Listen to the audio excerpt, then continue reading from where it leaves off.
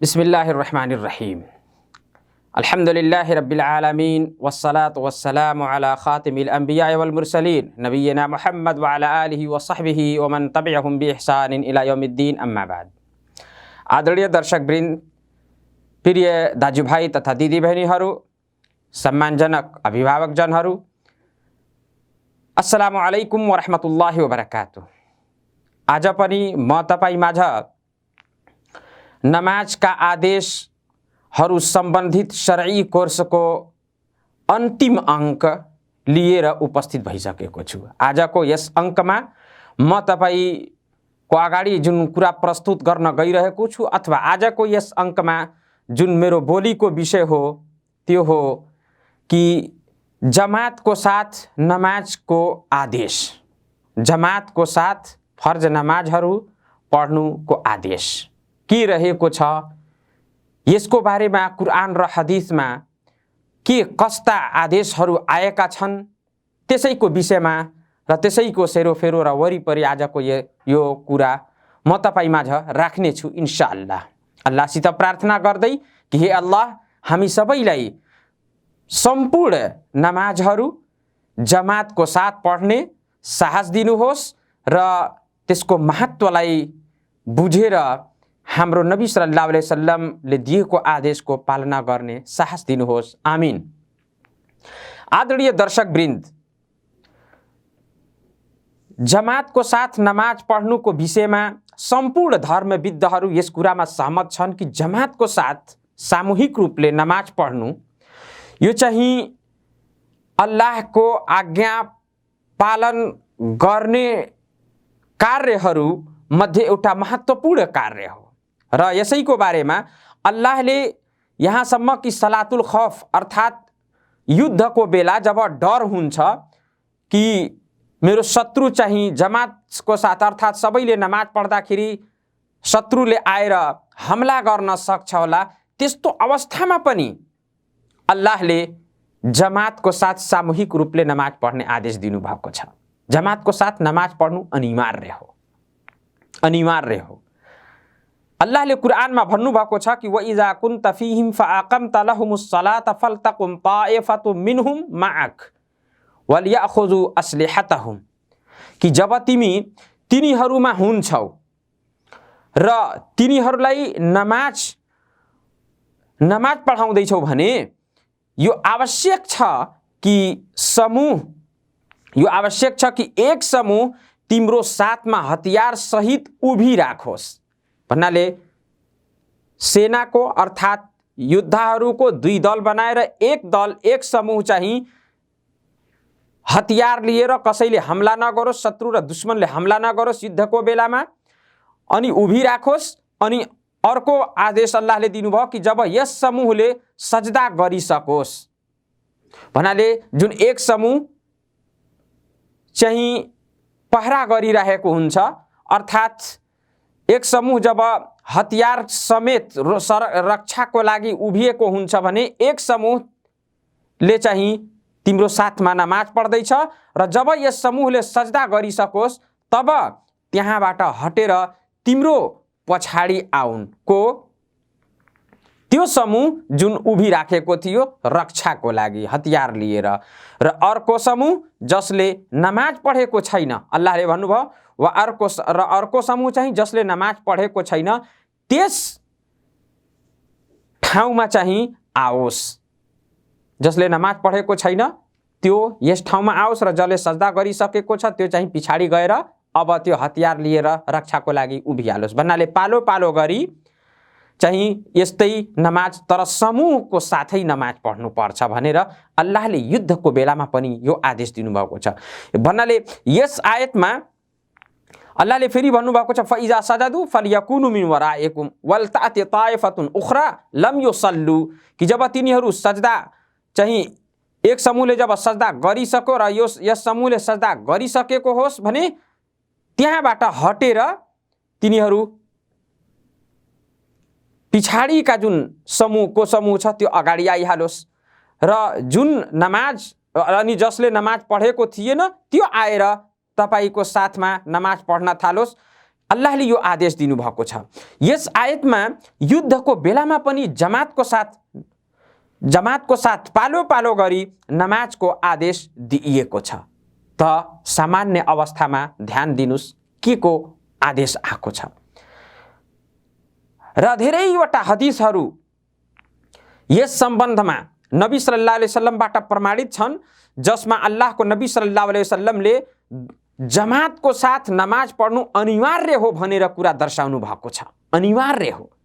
जस्तै अल्लाहको नबी सल्लल्लाहु अलैहि वसल्लमको एउटा हदिस भन्नुभएको छ, जुन चाहिँ बुखारी र यसै गरी मुस्लिमको हदिस हो। बुखारीको हदिस नम्बर 644 र मुस्लिमको हदिस नम्बर 651 रहेको छ। यसमा छ कि अल्लाहको नबी सल्लल्लाहु अलैहि वसल्लम भन्नुभयो, वल्लजी नफ्सी बियदी लक़द हममतु अन आमुरा बिहतब अल्लाह। यति अनिवार्य कुरो यो कि जमातको साथ नमाज पढ्नु। अल्लाहको नबी सल्लल्लाहु अलैहि वसल्लम भन्नुभयो, अल्लाहको कसम जसको हातमा मेरो ज्यान छ, मैले चाहिँ इरादा गरेँ अन आमुरा बिहतब, मैले दाउरा जम्मा गर्ने आदेश दिउँ। मैले के इरादा गरेँ कि मैले दाउरा जम्मा गर्ने आदेश दिउँ।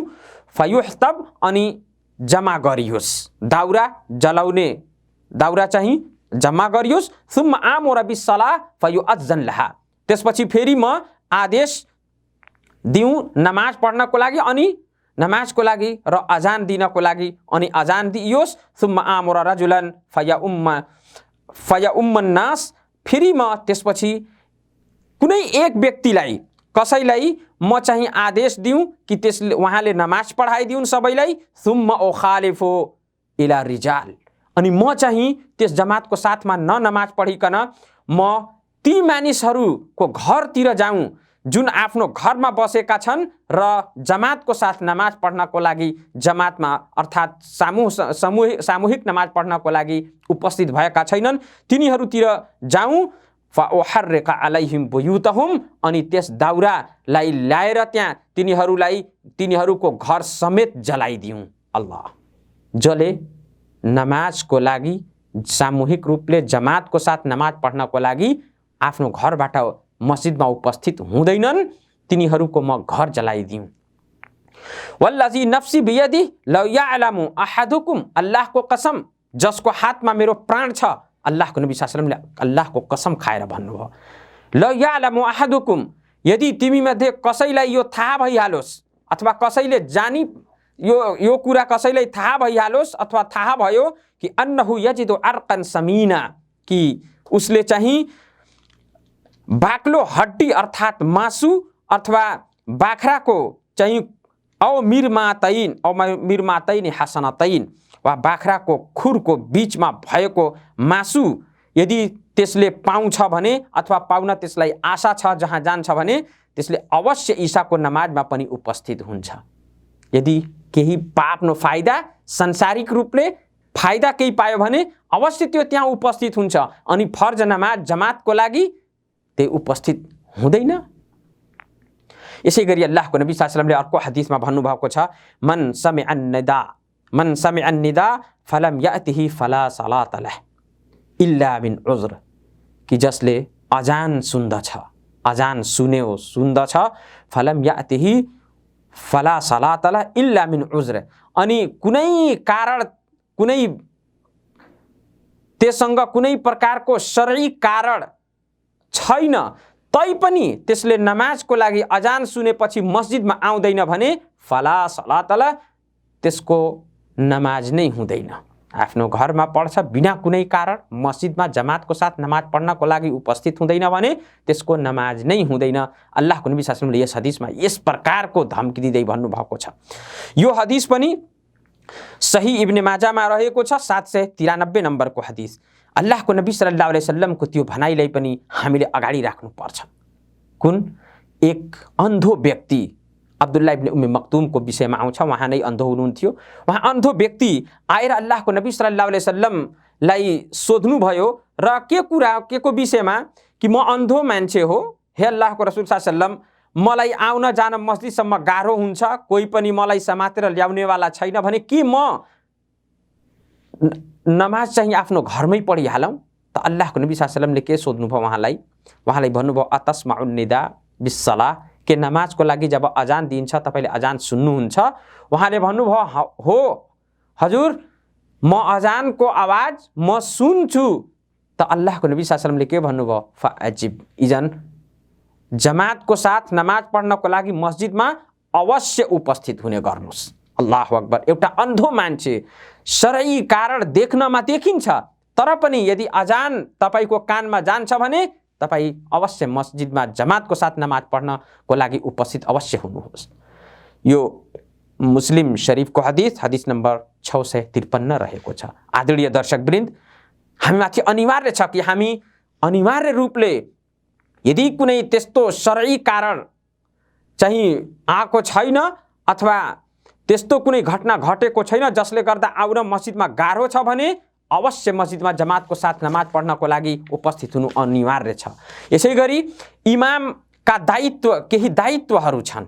जमातको साथ नमाज पढ्दाखेरि एकजना इमाम हुनुहुन्छ, बाँकी सबै पछाडि पंक्तिमा उभिएर मुक्तदी हुनुहुन्छ। अनि इमामका केही दायित्वहरू छन् जसमध्ये म संक्षिप्तमा 2वटा मुख्य दायित्वहरू तपाईं समक्ष राख्न चाहन्छु। त्यो चाहिँ यो हो कि सबभन्दा पहिले इमाम, नमाज पढाउने इमाम जुन हुन्छन् उहाँमाथि उहाँको यो दायित्व हो कि उहाँ नमाजलाई पूर्ण रूपले पढ्ने कुरामा चासो राखुन्, अर्थात् ध्यान दिएर पढुन् कि राम्रोसँग पढुन्। यस प्रकार जस्तो कि अल्लाहको नबी सल्लल्लाहु अलैहि वसल्लमले आफ्नो सहाबा, आफ्ना साथीहरूलाई पढाउनुहुन्थ्यो। किन अल्लाहको नबी सल्लल्लाहु अलैहि वसल्लम आफ्नो सहाबा र साथीहरूलाई पूर्ण रूपले नमाज, सुन्नतको पालना, आधार, सुन्नत, मुस्तहब सबै कार्यहरूको पालना गरी नमाज पढाउनुहुन्थ्यो। र यसै गरी उहाँले त्यस नमाजलाई छोटो लामो नगरी हलुक्को नमाज पढाउने गर्नुहुन्थ्यो। चाहिँ समय अनुसार हलुक्को गरी, यो नहोस् कि सबै बुढापाखाहरू पनि छन् पंक्तिमा उभेका, महिलाहरू पनि छन् अनि उनीहरूको बच्चा पनि छन्, बच्चा रुइरहेछन् तर सुर बकरा सुरु गरिदिने होइन। तिनीहरूलाई ध्यानमा राख्नुपर्छ, यो इमामको दायित्व हो। अनस इब्न मालिक रज़ियल्लाहु ताला अन्हुको वर्णन छ र यो हदिस बुखारी र मुस्लिममा वर्णित छ कि बुखारीको हदिस नम्बर 708 र मुस्लिमको हदिस नम्बर 469 रहेको छ। उहाँले भन्नुहुन्छ कि मा सल्लैतु वरा इमामिन कत, मैले कुनै पनि इमामको पछाडि कहिले पनि मैले नमाज पढेन कि अखफ सलातन, नमाज हलुक्को नमाज, वला अतम्म मिन नबी सल्लल्लाहु अलैहि वसल्लम, हलुक्को र पूर्ण रूपले नमाज नबी बाहेक अरू नबीको पछाडि मैले जहिले पनि मैले पढे, नबी सल्लल्लाहु अलैहि वसल्लम एकदम पूर्ण रूपले नमाज पढ्नुहुन्थ्यो, शान्ति तरिकाले, सन्तुष्टि तरिकाले, र यसै गरी हलुक्को पनि गर्नुहुन्थ्यो। हामीले पढ्दाखेरि लामो गर्नुहुन्थेन, हलुक्को पनि गर्नुहुन्थ्यो। अल्लाहु अकबर। यो नबी सल्लल्लाहु अलैहि वसल्लमको भनाइ। त्यसले गर्दा इमामलाई पनि त्यस्तै विचार गरेर आफ्ना मुक्तदीहरूको लाई आफ्नो ध्यानमा राखेर नमाज पढाउनु पर्छ। यसै गरी दोस्रो हो कि इमाममाथि यो इमामको दायित्व हो कि पंक्तिलाई सिधा पार्ने र सोझो पार्ने, पंक्तिलाई सिधा पार्ने, मुखले पनि भनेर सिधा पार्ने, अर्थात् सिधा पार्न लगाउने मुक्तदीहरूलाई, पछाडि पढ्ने पंक्तिमा उभेका सफमा लागेका मुक्तदी नमाजीहरूलाई, र यसै गरी कर्मले पनि गर्ने। यदि कुरा भनेर तिनीहरू बुझ्दैनन् भने तिनीहरूलाई आफ्नो तरिकाले राम्रोसँग गएर सम्झाएर चाहिँ सोझो पार्ने। यो अल्लाहको नबी सल्लल्लाहु अलैहि वसल्लम पनि यस्तै गर्नुहुन्थ्यो। र यसै गरी उनीहरूलाई पंक्ति सोझो नपार्ने, पंक्ति सही तरिकाले नलगाउने विषयमा जुन वईदहरू, जुन धम्कीहरू आएका छन् अल्लाहको नबीबाट, त्यो पनि बताउनु पर्छ उहाँहरूलाई, मुक्तदीहरूलाई, किनकि हाम्रो नबी सल्लल्लाहु अलैहि वसल्लम यस्तै गर्नुहुन्थ्यो। अनस इब्न मालिक रज़ियल्लाहु ताला अन्हुको वर्णन छ। उहाँले भन्नुहुन्छ कि अल्लाहको नबी सल्लल्लाहु अलैहि वसल्लमले भन्नुभयो सव्वु सुफुफकुम, अल्लाहको नबी सल्लल्लाहु अलैहि वसल्लमले भन्नुभयो के सव्वु सुफुफकुम, आफ्नो पंक्तिलाई, आफ्नो सफलाई तिमी सोझो पार। फइन्न तस्वियत सफ मिन तमामिस सलाह, किनकि तस्वियत सफ अर्थात् सफलाई, पंक्तिलाई बराबर गर्नु यो नमाजको पूर्णता मध्येको कुरो हो। भन्नाले यदि पंक्ति सफ छैन भने नमाज पूर्ण रूपले हुँदैन। यो बुखारी र मुस्लिमको हदिस। यसै गरी अबू दाउदको हदिस हो, अब्दुल्लाह इब्न उमर रज़ियल्लाहु अन्हुमा को वर्णन छ कि नबी सल्लल्लाहु अलैहि वसल्लमले भन्नुभयो अकीमुस सुफूफ आफ्ना सफहरूलाई तिमी सोझो पार। वहादु बैनल मनाकिब, सोझो कसरी पार्ने? अगाडि पछाडि होइन, बराबर हुने। अनि साथी एकअर्का आफ्नो दायाँ बायाँका साथीहरूको बिचमा भन्नुभयो वहादु बैनल मनाकिब, आफ्नो कन्धाहरू आफ्नो छेउमा उभिएको व्यक्तिको कन्धाको बराबर पार्नु, अगाडि पछाडि नहोस्। र बिचमा भएको दुई व्यक्तिको बिचमा भएको ठाउँ छ भने त्यसलाई बन्द गर्नु भन्नाले सटेर उभिनु, नमाजमा सटेर उभिनु। अल्लाहको नबी सल्लल्लाहु अलैहि वसल्लमले भन्नुभयो वला तजरु फुरुजातिन लिशैतान, किनकि बिचमा यदि ठाउँ छोड्नुभयो भने शैतान त्यसैमा पस्छ अनि तपाईको नमाजमा खुल्दुली पार्छ, तपाईको नमाजमा ध्यान तपाईको यताउति भट्काउँछ। यो अबू दाउदको हदिस नम्बर 666 रहेको छ। हदिसमा आएको छ अनस बिन मालिक रजियल्लाहु ताला अन्हु कै पढ्नु सहीहैनमा भन्नाले बुखारी र मुस्लिमको हदिस कि अल्लाहको उहाँले भन्नुभयो कि वकीमतिस सलाह, अनस बिन मालिक रजियल्लाहु ताला भन्नुहुन्छ कि वकीमतिस सलाह, नमाज चाहिँ कायम गर्यो, अर्थात् नमाजको लागि उभियो, नमाज चाहिँ हुन थाल्यो। फअक़बल अलैना रसूलुल्लाह सल्लल्लाहु अलैहि वसल्लम, अल्लाहको रसूल सल्लल्लाहु अलैहि वसल्लम हामीतिर मुख गर्नुभयो, बेवजही आफ्नो अनुहार हामीतिर फर्काएर अल्लाहको नबी सल्लल्लाहु अलैहि वसल्लमले भन्नुभयो अक़ीमु सुफुफकुम वतरासु, कि तिमीहरू आफ्नो सफलाई सोझो पार र यसै गरी बीचमा फराकिलो नपार, एकअर्कालाई मिलेर एकअर्कासँग मिलेर उभ्ने गर। बुखारी र मुस्लिमको हदिस हो। यसै गरी मामुम अर्थात् नमाज पढ्ने, इमामको पछाडि नमाज पढ्ने मुक्तदी जसलाई भनिन्छ, उहाँको पनि केही दायित्वहरू छन्। आफू पनि संयम बर्तनु पर्छ, आफू पनि संयम अर्थात् आफू पनि सचेत हुनुपर्छ। म नमाज पढ्न मैले कसरी पढ्ने, कसरी पङ्क्तिमा उभिने भन्ने खालको कुरा चाहिँ बुझ्नु अनिवार्य छ। ती दायित्वहरू मामुम अर्थात् पछाडि पढ्ने नमाजीहरूको जुन दायित्व छ त्यो यो हो कि सफलाई आफै सोझो पार्ने प्रति ध्यान दिने र एकअर्कासँग मिलेर सटेर उभिने। यसै गरी पहिलो सफ पहिले पुरा गर्ने, पहिलो सफ पूरा भइसकेपछि यो नहोस् कि हतारमा आज धेरै देखा पर्छ, हतारमा आउँछन् पहिलो पङ्क्तिमा पहिलो सफमा जग्गा खाली नै हुन्छ कि अर्को त्यसको पछाडि अर्को सफ बनाइहाल्छन्, अर्को पङ्क्ति बनाएर उभिहाल्छन्। यो गलत हो, यो गलत हो। त्यसले गर्दा पहिलो हेर्नुपर्छ पहिले कि अगाडिको पहिलो सफमा कति ठाउँ खाली छ भने त्यहाँ छ भने त्यहाँ गएर पहिलो सफ पहिले पुरा गर्ने, त्यसपछि दोस्रो यदि त्यसमा ठाउँ छैन भने दोस्रो सफ मात्रै लगाउने। अब यदि नमाजको लागि 3 व्यक्ति छन् भने 2 जनाले मुक्तदी बन्ने, 1 जना इमाम बन्ने भन्नाले अगाडि उभिने। तर यदि यस्तो ठाउँ छ, साङ्ग्रो छ ठाउँ जसमा अगाडि पछाडि हुने इमाम र मुक्तदी जतिको ठाउँ छैन भने तीनटैले एउटै पङ्क्तिमा उभिने, एउटै सफमा तीनटैले उभिने अनि इमाम बिचमा हुने र एक मुक्तदी एक नमाज पढ्ने व्यक्ति दाहिनेपट्टि र दोस्रो चाहिँ देब्रेपट्टि, यसै गरी सफ बनाइदिने, बिचमा इमामलाई पार्ने अनि दुवैपट्टि मुक्तदीहरूले उभिने। र यसै गरी इमामको एकपट्टि नउभिनु, यो कहीँ पनि न ज्ञान भएर धेरै यदि यस्तो समस्या आयो भने ज्ञान नभएर दाहिनेपट्टि नै सबै इमामको उभिहाल्छन्, यो पनि गलत हो। इमामलाई फेरि यस्तो यदि एउटै सफमा एउटै पङ्क्तिमा जग्गा नभएर एउटै पङ्क्तिमा उभिनु पर्यो भने इमामलाई बिचमा पारेर मुक्तदीहरूलाई दायाँ बायाँ उहाँको साथै उभिन मिल्छ र यो प्रकारको सफ बनाउने। यसै गरी यदि 2 व्यक्ति मात्रै छन्, एउटा इमाम र एउटा मुक्तदी भने त्यसमा 1 जना इमाम जुन हुन् उहाँले इमाम बिचमा एउटै सफ हुन्छ, यसमा पनि कतिपय गल्ती गर्छन्। इमाम जो हुन्छन् उहाँले अलिकति अगाडि पार्छन्, मुक्तदी जो हुन्छन् दाहिनेपट्टि उहाँले अलि पछाडि हुन्छन्, यो गलत हो।